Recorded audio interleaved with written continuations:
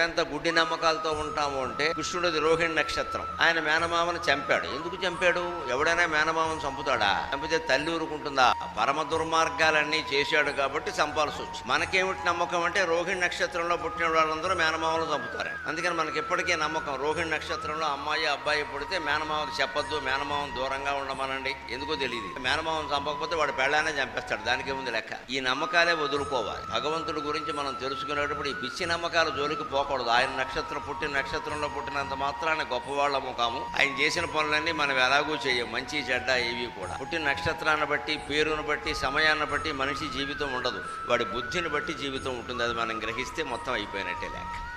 మనిషి బుద్ధిని బట్టి జీవితం ఉంటుంది, కానీ పుట్టిన సమయాన్ని బట్టి, నక్షత్రాన్ని బట్టి ఉండదు. మనం కంగారు పడిపోయి పేర్లు మార్చేసి నక్షత్రాలు మార్చాల్సిన పనేమీ లేదు. అమావాస్య నాడు పుట్టినవాడు కూడా అద్భుతమైన వ్యక్తులు అయిన వాళ్ళు చాలామంది ఉన్నారు.